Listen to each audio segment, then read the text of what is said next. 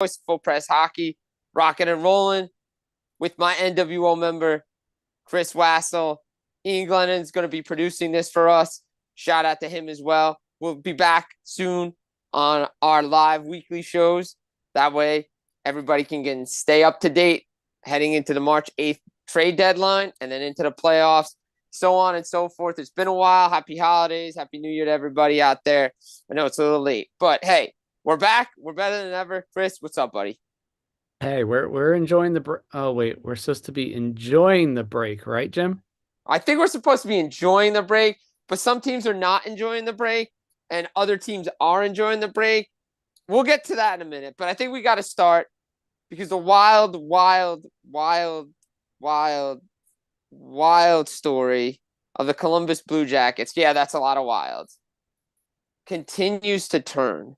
It started in training camp, the Mike Babcock stuff, and it just seems to keep pouring on and on and on and on. And now we have David Juracek, great defenseman, stand out at the World Juniors for Team Czechia, great, playing well down in the minors. He's calling out the coaches. He's calling out management. Doesn't seem like anybody wants to play there anymore.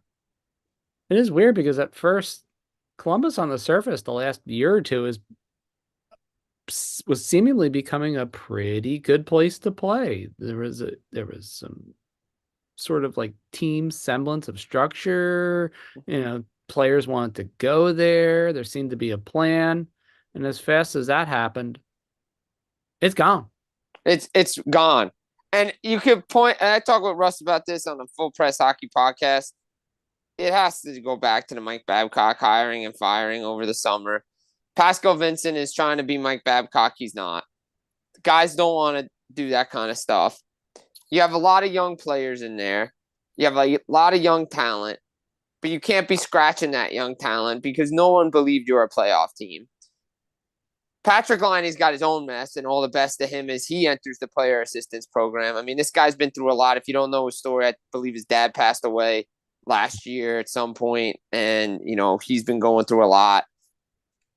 Look, you had the Pierre-Luc Dubois situation even before that. Jack Roslovic was part of that trade that sent Line over to the Blue Jackets. The Elvis Merzlikins stuff where he's lost his buddy. Like, there's a lot of stuff going on in Columbus. A lot of guys I think needs change of sceneries. I think Elvis is one of them. Yeah, there's so much to digest here, and unfortunately, you really can't take it all in any one sitting. And No. that may be what is more sobering here. I mean, you name it. I mean, we'll go back to the Volkswagen part of the show, where we even mentioned casually the least drama-filled part of this, and that's the Damon Severson sign then trade, Yeah. which has turned out to be another disaster Of for course. Columbus in He a got long line overpaid. of disasters. He got overpaid for Overpaid, wouldn't shut his mouth up. right. He You got know, the I felt mean, he felt the revenge tour. Like, let's be honest, he felt the revenge tour of the New Jersey Devils. Look, is he wrong? No. no. But you don't say that with that your previous team coming into the building. And again, this is something that had been characteristic of his entire career. We hate to admit the obvious here, but this has been a problem. Well, now Yeah. you look at New Jersey, you look at Columbus, you look at the other things that have happened in Columbus just in the last 18 to 24 months alone. Right. You start questioning how in God's earth is the GM still a GM? He must owe somebody some money, or somebody owes him money, or he has something on somebody. Because you look at it, right? You have David Juracek, your top defensive prospect, who's having a ball now in the AHL with the Cleveland Monsters. Shout out to Elaine Shercliffe, who does a great job on the AHL side of things for our site. But he voices his frustration. Look, I mentioned it the other day, and we'll get to Alex Hollis and Lindy Ruff in a minute. When you have top prospects, you live and you die with their mistakes. Okay? But you have to play them in situations they can succeed in. There's a reason why you looked at Columbus's defense when they brought in Provorov, they brought in Severson. You're like, you had Juracek there. You're like, okay, this is a unit that can be very good in the near future, like especially with Juracek. Right. And you say to yourself, okay, but now the development of him reminds me of what Adam Larson went through in New Jersey under Pete DeBoer. And we saw what Larson has become. Now, look, he never developed into the Victor Hedman type defenseman that everybody thought he was going to be. But shame on people who thought he was going to be that. But he's turned into a really, really good NHL defenseman, and it had him leaving New Jersey for that to happen. Right. And you hope that doesn't happen in Columbus. And yet you kind of get the feeling that if things remain the way they are, that's where it's headed. It's unfortunate because they have a lot of good prospects on that team. I mean, Kent Johnson's there, Fantilli's there, Juracek's there. I'm missing some guys, but they have a lot of good young players. You have a laundry list of good potential young players that even if you tripped over yourself, you'd have a pretty decent team in a few years. Right. And everybody laughed at it in the face of myself and you and a couple others when Tortorella was there the one year. They're like, oh, they're not going to make the playoffs. But the problem is this team, yes, they need to play better, but you need a coach that can get the most out of the players, right? Like Adam Boqvist is there, Gabranson's there, Jake Bean. Like Gabranson's a good piece. You have Werenski there. If he ever could stay healthy. I mean, that's, Alexander Texier up front. We mentioned Roslovic, Marchenko, Chinnikov. I mean, Danforth. I mean, they have a laundry list of guys, not to mention Johnny Gaudreau and Patrick Laine. I mean, like, Gaudreau went there, okay? We know he wanted to go to Philly. Philly just didn't want to make the deal to make it happen. Because I guarantee you he's playing a lot better if he's playing in Philly right now. Oh, no question about it. There's no doubt about this at all. Look, could it be much worse? Anything can be much worse. Right. A lot of things could be much worse. Is it really freaking bad? An answer also, sadly, is yes. Yes. Is there hope for this year? No. And we knew Columbus was going to be a bad team this year. I mean, they weren't going to challenge for a playoff spot. But did you think that it was going to go this far off the rails? No, absolutely not. I did not. I think the problem is everything started and is carried over because the Mike Babcock situation that started in the summer going into training camp. Pascal Vincent comes in. I'm going to steal this from Ray Ferraro. Look, there's a reason why he wasn't named head coach sooner. Guys don't believe in him. Guys don't trust him. And there was a reason he was passed over.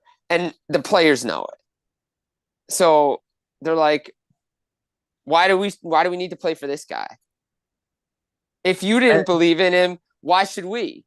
Yeah, it's kind of the old sad but true. And not just Columbus, but several teams, because he was up for a few coaching jobs along the way, and he wasn't just passed over.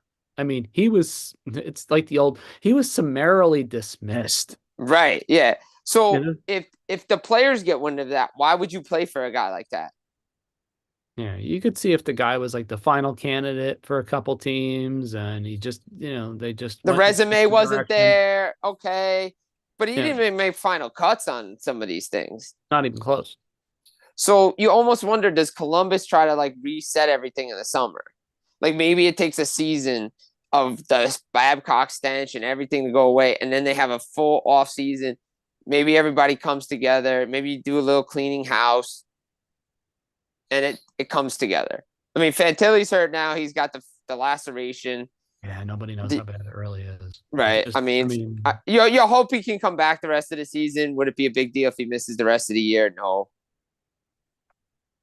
No, I think for his sake, I think his mentality, the kid's always been a winner.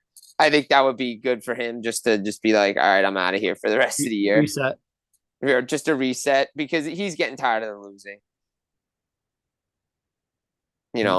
You could see that with quite a few of the players there. It's visibly there. I mean, look, I'd even argue with couple other teams and certain players that are getting kind of tired of things too. But chiefly in Columbus. Yeah. We'll finish with But Columbus. but chiefly with Columbus, I mean, you could see it the other night against Vancouver. It's like as soon as Vancouver scores that first goal in the third period, it's like I know a better on Twitter. He's not really well known in hockey circles, but he's an all sports kind of guy. And he's like, "Look, I'm not a hockey bettor. I'm not even much of a hockey watcher per se." He's like, "But I see here that Vancouver is plus 140 to win in overtime. Yep. Go." Go. Do it. He's like, "It just dropped from like 400 to like 140 in literally 30 seconds." He's like, "It's probably going to go completely in the other direction as soon as they score." And before he finished his sentence, Vancouver scored again. Yes, absolutely. So you knew. You knew. So look, Columbus has got a lot to think about. I think Elvis is definitely going to leave the building at some point for Columbus. If it's at the deadline, we'll find out. If it's in the off season, I think that's probably when it most likely happens. If he gets dealt at the deadline, great. But because he definitely wants out of there. Like he needs to go. He's a good goaltender, but he needs a change of scenery, especially after what happened. And I think that's the best thing for him moving forward.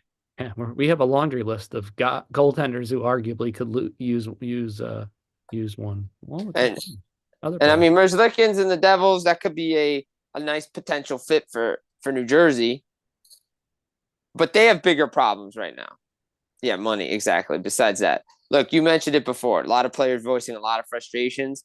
Okay, I wrote it on FullPressHockey.com. When Nico Hischier talks, you better listen. The guy doesn't talk a lot, but he was clearly frustrated, pissed off, and he's tired of losing. And he's embarrassed by the way his team is playing. You not only in his facial expressions, but his words. He called out his team to think about what type of team they want to be coming out of the break. If they want to make the playoffs, great. Got to fix it. Because it's not only on the coach, it's on the players to get it done.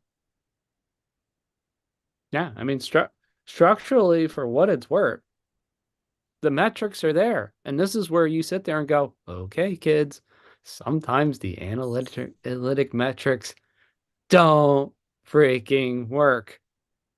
No, they don't. You actually have to execute. God forbid there's some blend of the eyes. Eye test. Look, I'm an eye test guy. I'm going to come out and say it. Look, there's some analytics that are good. I look at them, but I am full eye test guy. I completely am an eye test guy. I am not analytics guy. I don't believe in them because players play, computers do what they do, and you can't factor in hard work, and you can't factor in things that happen in games. Structurally, the Devils need to be better. Defensively, they need to be better. Player-wise, they need to be better. This team, yes, I know they're 5 points out of the Metro, 6 points out of a playoff spot. They're lucky to be in that position. They are. They're very fortunate that a lot of teams are regressing at the most optimal time right now. But there's a big but. Eventually. 8 points they've given away to bad teams. Anaheim, San Jose, Montreal, and Columbus. Like, if you win half of those, you're in the playoffs. I can remember quite a few teams the last few years. I mean, the classic was Detroit the one year where they gave away 6 points to Montreal alone. And Montreal got in the playoffs because of the bubble. And yeah, Montreal got in because of those extra 6 points in the bubble. So, I mean, that's all it took. And that was the difference between Montreal going all the way to the Stanley Cup final and Detroit being home. Right. And you look at it, it cost Pittsburgh last year. All they had to do was beat Chicago and they were in the playoffs. You just had to beat Chicago. That's all you had to do. And they were in. And they couldn't do it. And they lost to a couple other teams down the stretch as well that they shouldn't have lost to. And it cost them. The Devils win half those games. You win half those games, you pick up a couple loser points. The Montreal game is no excuse. You should have gone to overtime and gotten at least a point out of it. Mm-hmm. Philly's coming back. If you could have won, say you pick up 5 points, you're in third in the Metro, and Jack Hughes isn't in the lineup. And that's the sad part is this team should be better, should be winning games with the talent they have. Yeah, it's not like they're just Jack Hughes, ladies and gentlemen. No, Nico Heischer's there, Jesper Bratt's there, Timo Meyer's there, Andre Palat. Like, they have talent. Right. And defensively, Simone Nemec, Luke Hughes, all this stuff. But the issue is, like, I don't want to say it's just Lindy Ruff because the players have to be better. They're too soft. They got to play better defensively. You understood this was going to happen when Severson and Graves left. But I don't want to hear about young players making mistakes and they being the ones to pay the price. When before Hamilton got hurt, he was making mistakes. Before Siegenthaler got hurt, he was making mistakes. John Marino has not been good all year. Brendan Smith makes mistakes and yet is on the ice constantly. But yet Alexander Holtz, the minute he makes a defensive mistake, gets stapled to the bench. Not good. Not good. And by the way, the logic in that, if you listen to the press conference, which I have done a lot, and I watch hockey games, so it's not like I don't watch the game. The excuse of, well, his defensive mistake in the second period, BS. I'm calling BS. Then why was he on the power play and tied the game on the power play? If that was your primary concern, why was he given power play time? He must have done something right. He has look. I don't want this to be a rant about Alexander Holtz and guys needing more playoff time and more ice time. I understand you have to earn it, but when the Devils need scoring and you drafted him 7th overall, you drafted him to score. You drafted him to score. You didn't draft him to play defense. There's a reason why Lindy Ruff left Dallas. It's true. It's 100% true. This is not an accident, ladies and gentlemen. Like, I'm not trying to come off as a fan here. This is me as an analyst telling you that a 7th overall pick should not be on the 4th line with Max Willman and Chris Tierney. It does him no good. Then put him in the AHL if you don't think he's an NHL player. Yeah, because you're basically putting him with players from Utica anyway. Right. So he needs to be in the top 6, and he needs to be playing because he scored the most 5-on-5 goals for the Devils in the limited ice time that he has. Yeah. I just don't get it. I don't understand it. Generates chances, has an excellent shot, is getting better defensively for what it's worth, despite the load or lack of load that he's been playing. You have to give a little bit of a leash here. I mean, look, the season's a mess as it is. What harm does it do to just, as the old saying goes, and we hate to use that other sport every so often called baseball, somewhere Bad News Bears and the Toros are smiling here, but simply, let them play. Just let them play. You're letting Nemec play. You're letting Hughes play. They make mistakes the whole game. Yeah, and you just live with it. So I mean, and we know who. Look, Lindy's never gonna say it. He's never gonna say it because we know whose team it is, and we know the offense is based around him. But yes, Ken Hitchcock made Mike Modano a better two-way player. Yep. I get it, but Mike Modano also played with Brett Hull. That's the difference. Doesn't hurt. Doesn't hurt when you have Jere Lehtinen and Brett Hull on your line. Okay? Now, early on, he didn't have that. Brett Hull came later, but Jere Lehtinen was there for a long time. Alexander Holtz needs to be playing with Nico Hischier and Timo Meier. I still don't understand why throughout the whole preseason they played that line and then decide and it was working, and decide game 1 we're going to change it.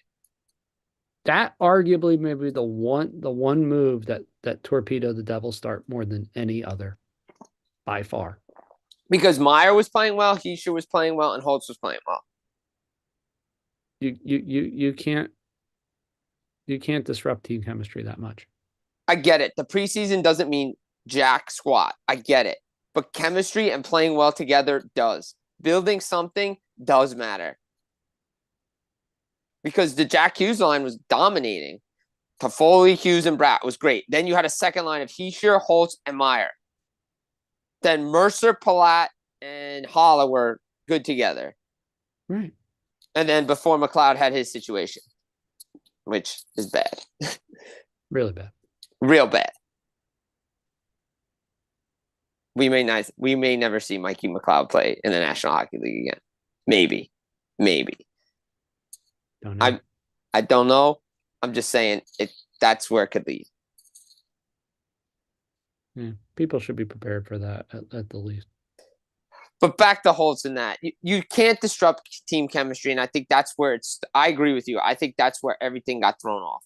I think the minute you decided to put Dawson Mercer on that line to start the season, you derailed all chemistry with this team. Yeah, that's the one thing you can never do. Because it was working. Meyer was going. Hischier was going. And Holtz was going. And they were playing well together. And then you just dump Holtz on the third line. Or fourth. It's like, what? What was that? Then what were the 7 preseason games for? Mm-hmm. One more thing on the Devils. Did they make a mistake and not try to keep Andrew Burnett harder? And I know Fitzy loves him. I know Fitzy probably want him to succeed as a head coach. But do you think they should have tried harder to keep him? I do not doubt it, because it's funny to say this, but Brunette needed somebody in New Jersey that was like a balance, and he doesn't have that in Nashville, and it's killing Nashville as well. Right. You see that with the goaltending situation. It's something that we'll get to a little bit later. But sometimes, these coaches need somebody to tell them, no, that doesn't work. Right. I mean, it exactly. sounds laughable, but it's like we all need that in life sometimes. We always need that person that just goes, no. Really? No. And then you get the no, and no, then no, and then no. No. But that's the reality of this. And it's part of why you now have 2 teams that basically are hopelessly mediocre unless something dramatically changes after the All-Star break. Yeah, exactly. Nashville's right in the wild card mix. New Jersey's there too. New Jersey looks at Saros. Does Saros move? Maybe. Does he wait? Does it wait until the summer? Big concern with Saros is this. He's played 130 games the previous 2 seasons. Yeah. It feels like he's wearing down. And I know the number itself isn't horrible in old man 1990s terms or even 2000s. But look at the 2 runs that he had to literally strap that team on his back. And carry them to the playoffs. Obviously, the one he gets injured right before the playoffs. Against Colorado, and that was Colorado's run to the Cup. Which Connor Ingram showed up that year. Which may not have happened if.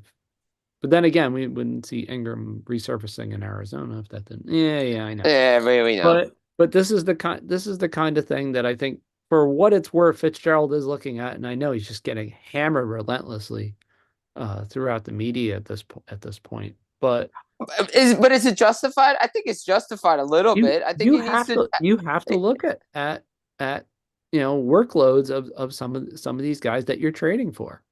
But I'm talking about the criticism in the media for not getting a goaltender in the summer.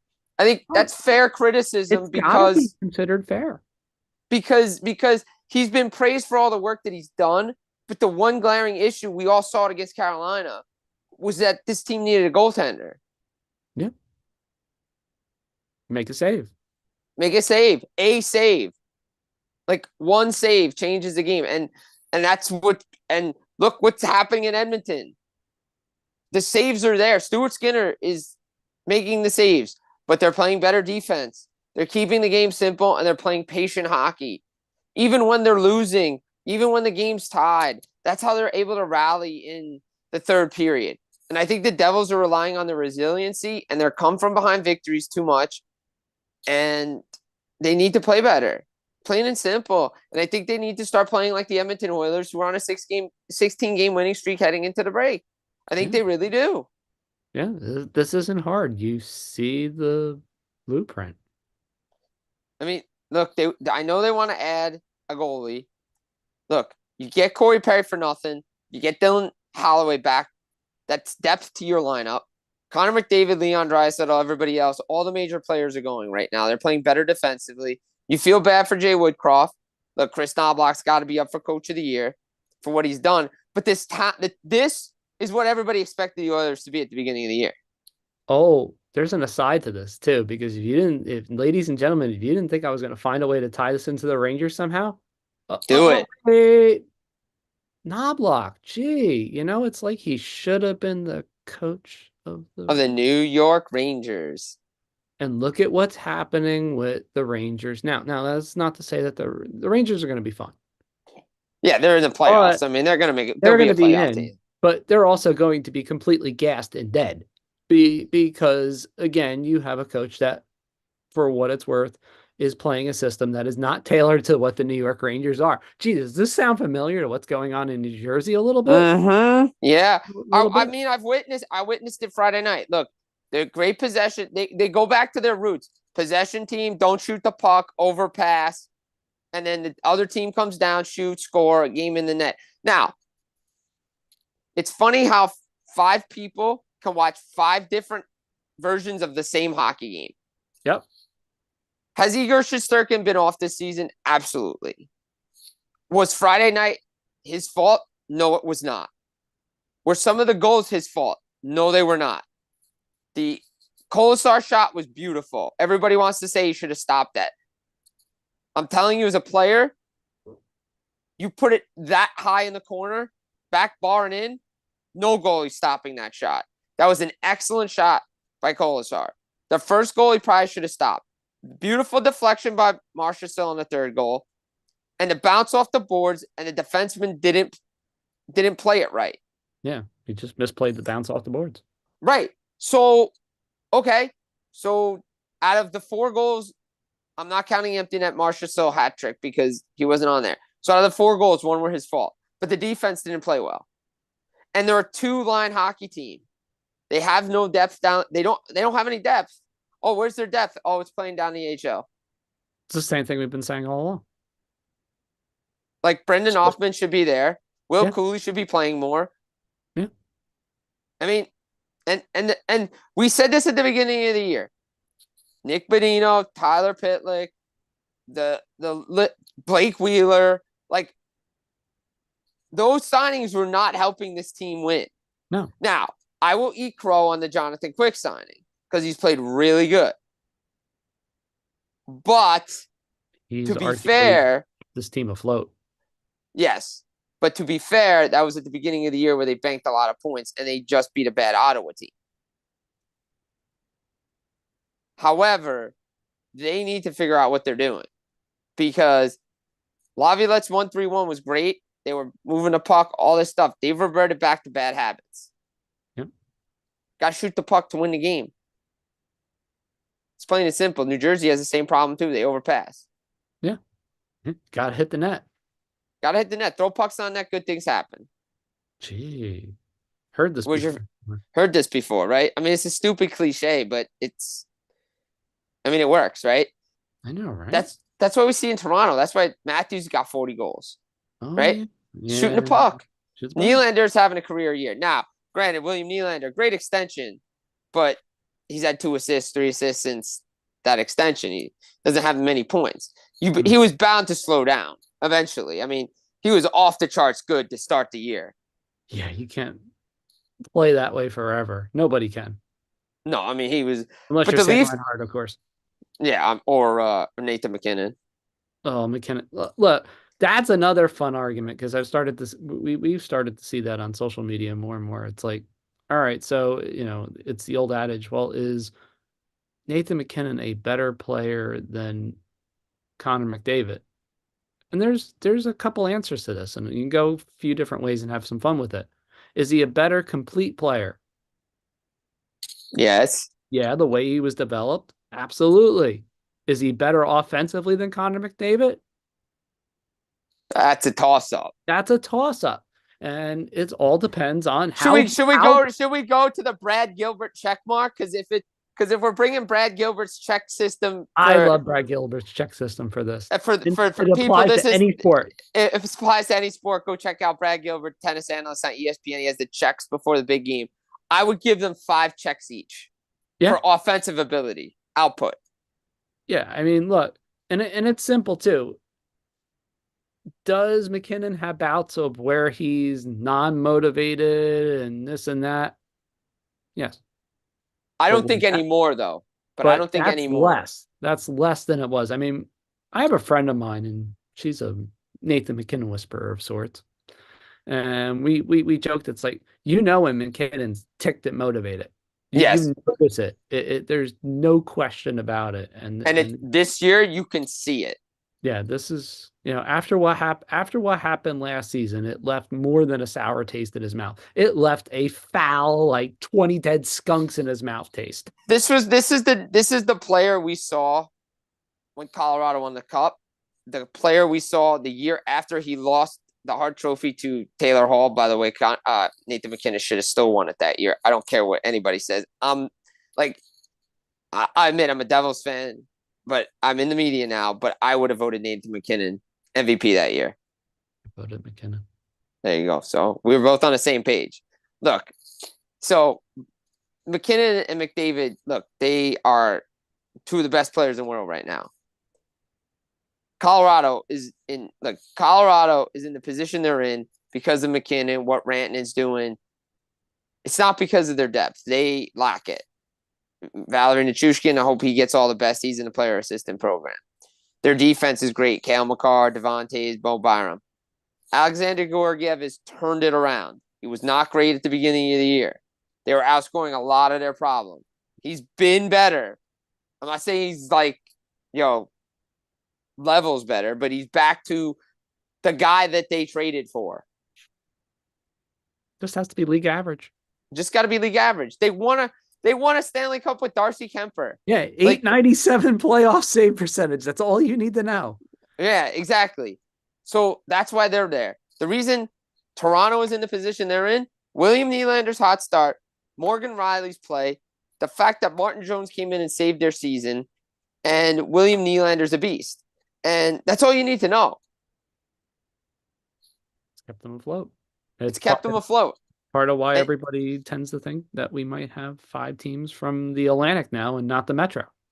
Question for you. Do you believe the struggles and the adversity that the Maple Leafs are going through this season to battle for a playoff spot, because the last couple of years, we've seen them by this time already be locked in a playoff spot and know the matchup? Do you think this will help them in the playoffs this year? 100% helps. But it always, with them, it always comes down to execution. I agree. Can they execute? Can the top stars execute? Because they need to Vance. They're going to get Wall back. Samsonov has found his game. So if he can continue to play like that, yeah, I think they're fine there. But they definitely need a defenseman. They may need to add some depth up front. And now, with the Nylander extension, Matthews extension, Marner's due next year, Tavares is due next year. You wonder what they're going to do. I think Tavares may not come back. If he does, it's going to be for less money. Marner's time in Toronto may be up. Who the hell knows with this team?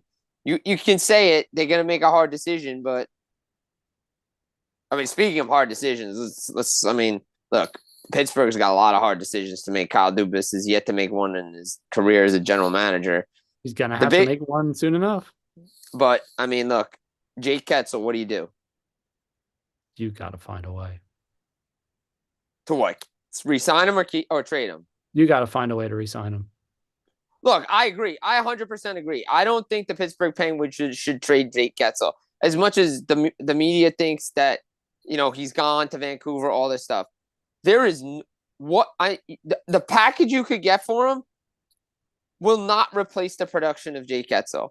He's a homegrown talent that needs to be the future of the Pittsburgh Penguins. Yeah. Let that sink in, ladies and gentlemen.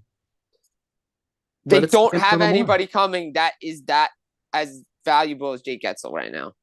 You're just not. It's not happening. You and I have stated it. That free agency year, it should have been Letang or Malkin, not both. Yep. Now they're stuck. They didn't need Carlson. I don't think we talked about this on a podcast before because I've mentioned in other spots.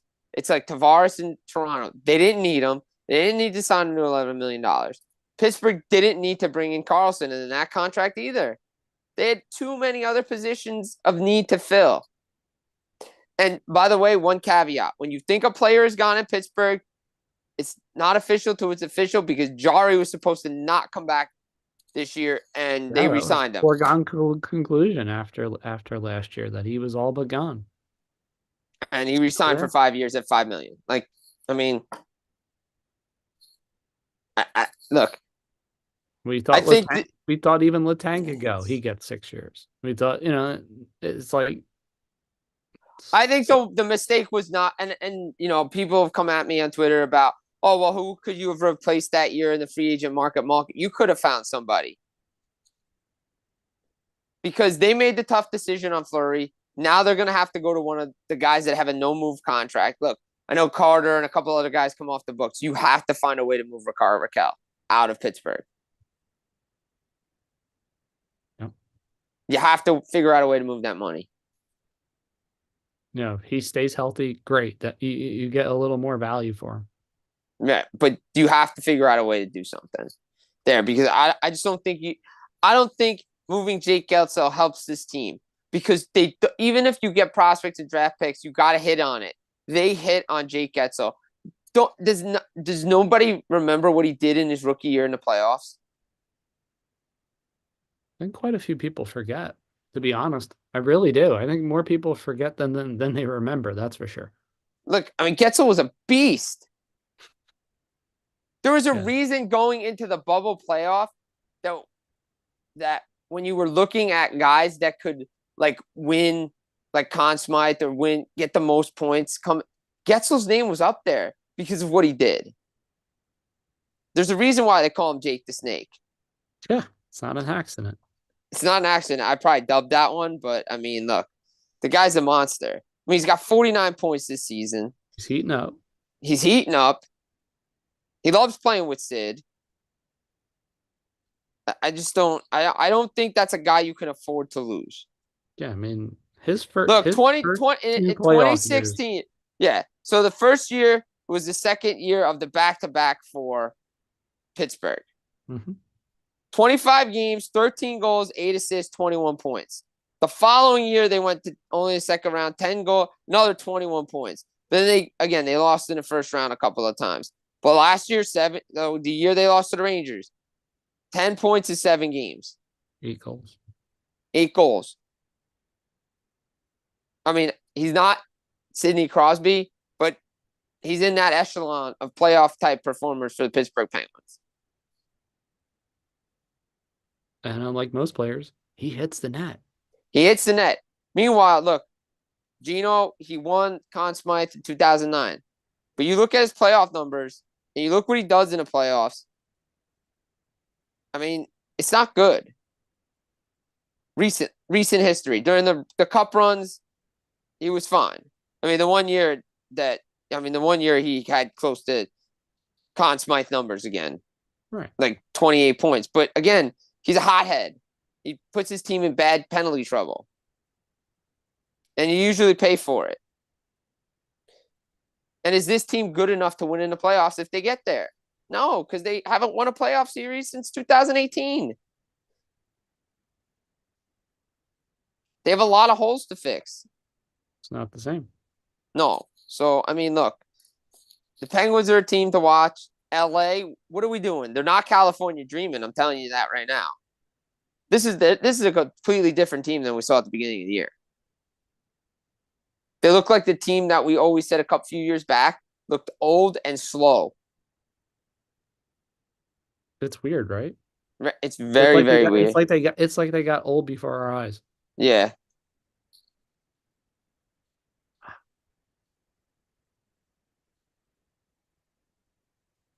Maybe it is Todd McClellan after all. Maybe I mean it's funny how the guys that got contract extensions at the beginning of the year all are struggling. Hmm. And it's funny that the one player that called everyone out, arguably during a 10-game stretch, was one of the defensemen struggling the most. Drew Doughty. But he's a leader in that room, but it needed to be said. I mean, Devontae said the same thing in Colorado too. Yeah, it's like the old adage. It's like sometimes, yeah, the messenger has to be the one that is part of the culprit, part of the problem, but also part of the solution. By the way, while we are recording this, I just want to mention, drop through TSN, 4 NHLers: Carter Hart, the previously mentioned Michael McLeod, Dylan Dubé, Cal Foote, have been directed to surrender to London police to be charged with sexual assault in connection with the alleged incident that occurred during the 2018 Hockey Canada World Junior event.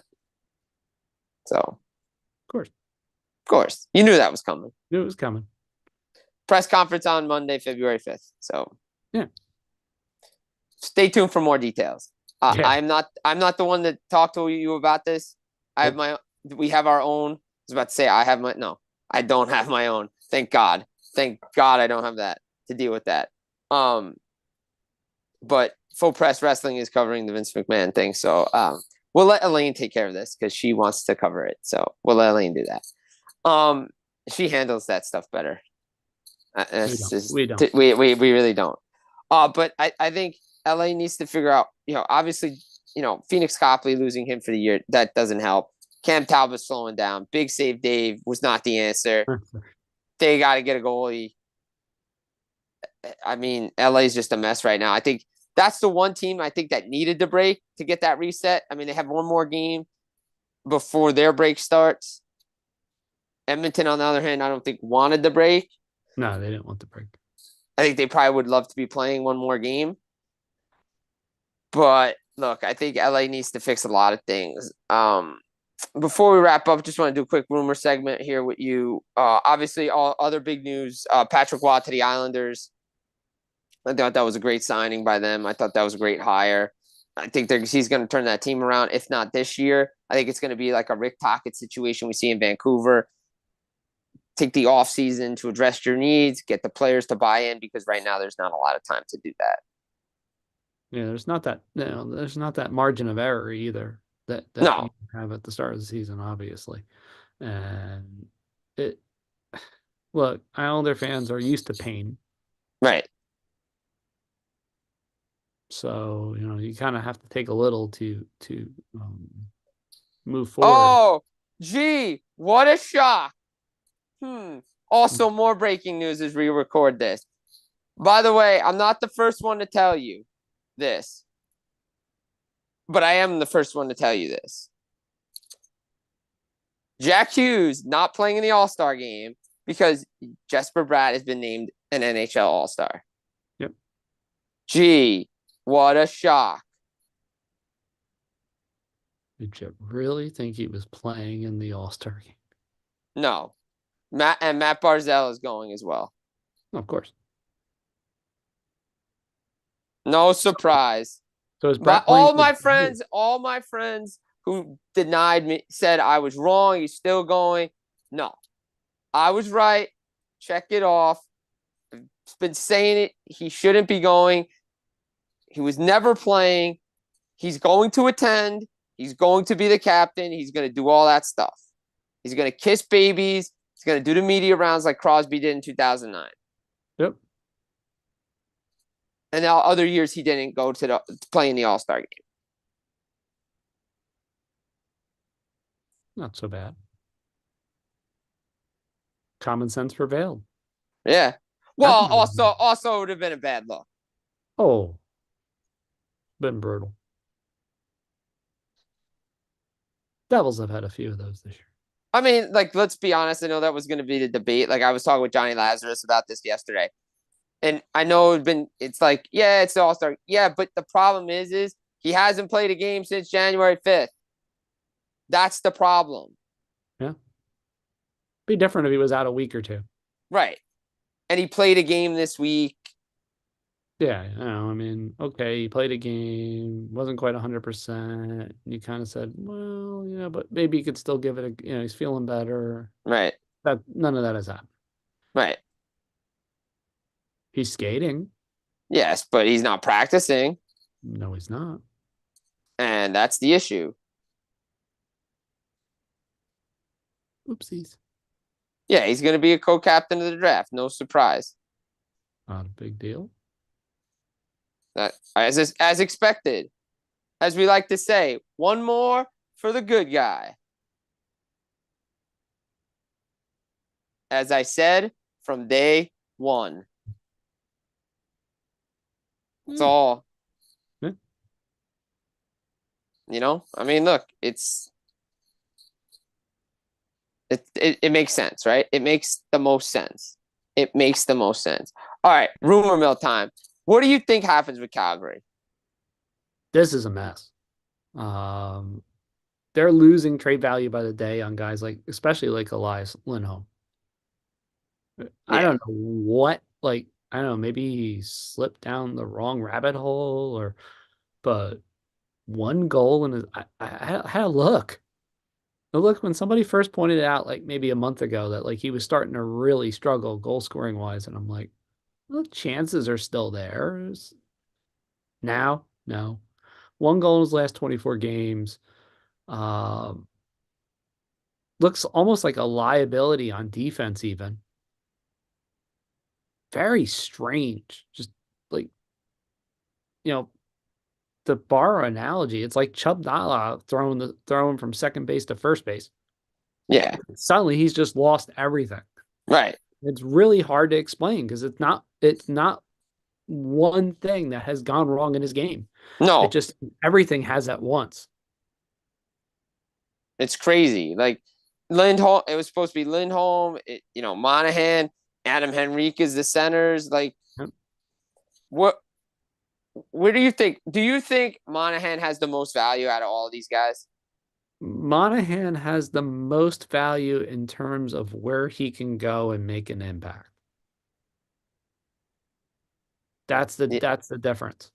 Because of his cap hit, right? Right. Yeah, the cap hit makes it easy for him to go almost anywhere, except for the New York Rangers. Right, and he's not going to the New York Rangers because New York Rangers. Jeff Gordon is holding a vendetta. Yeah, that's just look. Dear New York Ranger fans, if you think you're getting anybody from Montreal, you have a better chance of squeezing blood out of your locally produced turnip. Yep, it's not happening. It's not happening, and Arbor Xhekaj is not leaving Montreal either. Period. Discussion's over. Yeah, he's not going in. He's not going anywhere. Do you think Adam Henrique goes to the Rangers? This is wild. Right? Because, all right, here's the thing. He still has that no trade list. Right. Now, the question becomes, there's certain teams that are on that list.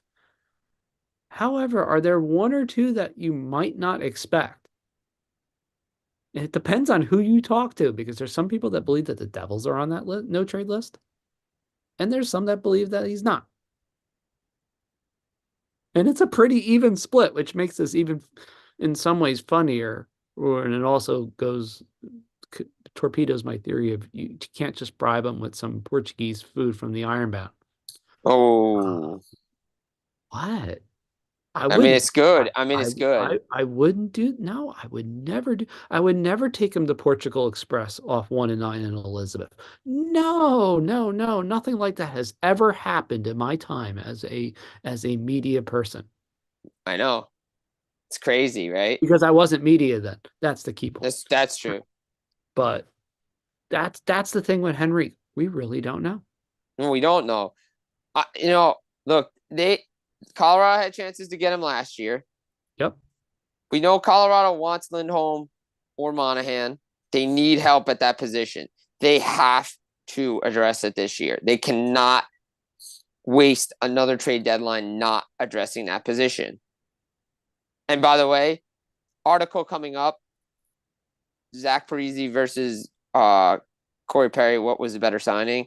I'm taking Perry because it makes zero sense to me, outside of the fact that he's chasing a cup, why Zach Parise would sign in Colorado and why Colorado would want him, because he's old, he's slow, and he can't keep up with the pace of that team. I don't care he scored 21 goals last year. He scored 21 goals on the Islanders. He wasn't playing with Colorado. And by the way, he will be this year's version of Phil Kessel when Colorado gets to the playoffs. He's not going to be playing very much. He's not going to be playing very much.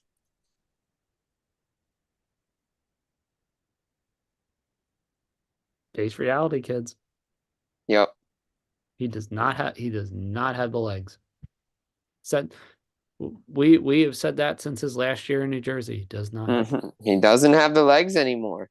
He just doesn't. I don't get the signing. I understand. Okay, you want to bring in depth, and I get it. Like, you're looking for depth scoring. I don't know if he's scoring 20 goals with a half season left. I don't even know if he's getting to 10. I don't know if he's getting to 10. It just doesn't. It didn't make sense to me. It just doesn't. Corey Perry, I get, because Edmonton needs that type of player. Yeah. Because he'll have the nerve to go up to Connor McDavid and Leon Draisaitl and says, this is what you need to do in the playoffs to win. Plus, he's the worm, and he always goes to Stanley Cup final. Look, at the very least, he is a net front presence that knows how to get there and knows how to play in the playoffs when, let's face it, space gets tight. And he'll open up the space for those guys. And you need players that can open up that distance. Exactly. I mean, look, there's going to be a lot. Like, what does Ottawa do? Does Tarasenko get moved? He's got full no move. Like, is he get moved? Gibson. I mean, Anaheim's got a lot of players. French Toronto could move. But do they see? Toronto's a big one. He's a right? deceptively big one. People are forgetting that. Like, I forgot he was a UFA. Kind of evolved his game as more than just a one-trick pony. Is that a guy the Rangers target? I think he's the guy.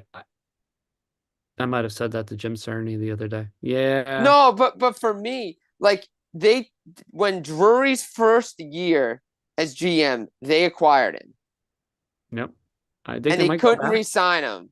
I think that's a player that they go after. Yeah, I think that was to be honest, I think that was a missed opportunity when they couldn't re-sign him. Right. And look what else they did that year. They added smart depth players. Last year, they tried to hit home runs. They can't even think about a home run this year. They can't do it. They're too up against it. They're too up against it. They got a lot more problems than their record indicates. You might be 14 over 500, but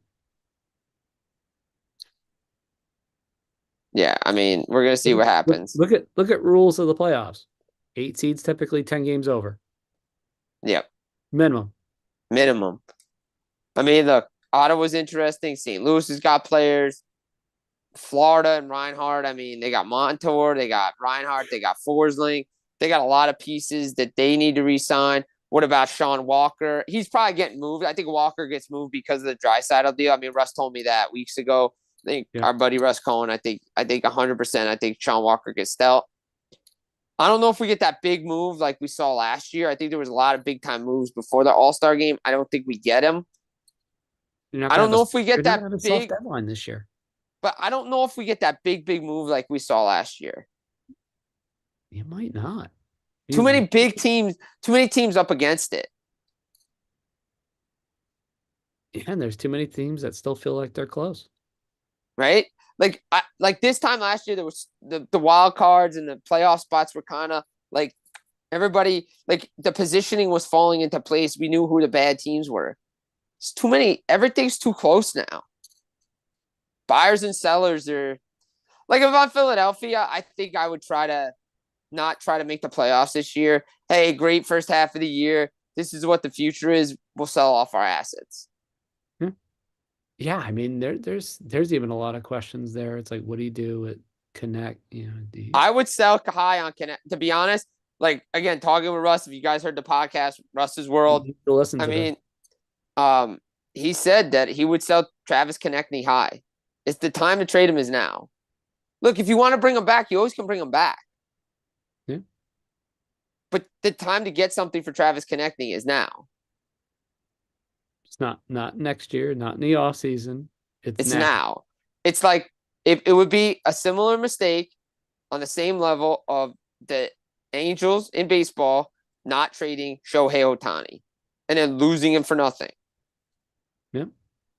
Yeah, they thought they could make the playoffs with a team. After they said we're not trading him, they went into a complete slide.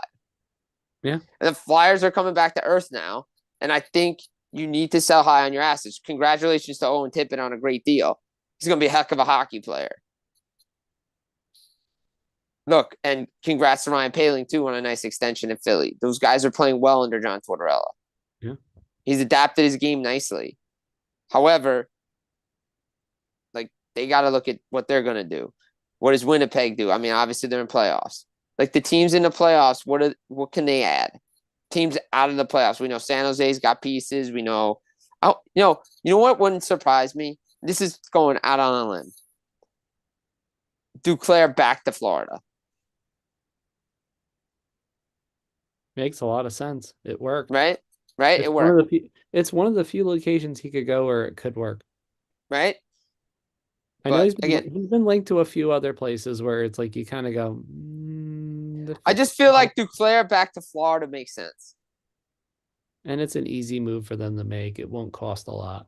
No, and I think Sam Reinhart, Montour, and Forsling all resign. Like I think that's my prediction bubble right there for the Florida Panthers. And by the way, anybody who doesn't think Matthew Tkachuk wasn't still hurt at the beginning of the year, think again. Holy crap. Gee, Matty looks fine now. Matty looks fine now. Matty looks healthy now. Yeah, imagine, saying just because it was more than just a broken sternum. But Chris, as we wrap up here, any final thoughts before we close up shop? You believe it's the end of January already? I know, right? How crazy is that? Let this sink in for everybody that's listening. We End started of January. we started off, late September, started previewing divisions and everything else. Yep. And we're more than 4 months through this crazy ride. I know. By the way, we still have, another 4 months or so to go. Yep. Because as we all know, it ends about the first or second week of June. So, or longer. Or longer. But for them, we can almost say it now. By the time the All-Star break is over, as Bon Jovi said it best, whoa, we're halfway there. Yeah. We're living on a prayer. We all are day to day. We're all living on a prayer right now. But that's what makes it special, B, and what makes you never take these things for granted. Yeah. So, I mean, it's hard to believe that we're 5.5 weeks from the trade deadline. Just about 6. Yeah. And we don't know what's going to happen yet. Which is kind of nice. No. Unlike other years where you had a pretty good idea of, slots and players and where they may potentially go. We have no clue this year. We have zero clue. It's great. And I think this is what Gary Bettman wanted. This is the parity that he wanted. He wanted everybody to be this close. No one knows what's going on. No one knows who the buyers or the sellers are. Flames want to be both. And it's a great thing. As we head into the All-Star break, as we get closer to March 8th and the NHL trade deadline. Don't forget Full Press Hockey Weekly special trade deadline special on March 8th again. Hopefully there's a lot of trades like we had last year to dissect them. But this has been another edition of the Full Press Hockey Weekly Show. I've been your host, Jim Biringer. It's been Chris Wassel. You can find it, Full Press Hockey on Facebook, fullpresshockey.com. Full Press coverage on YouTube, At Full Press NHL on Twitter. Get it iTunes, Spotify, wherever you get your podcast. Take care. Enjoy the break.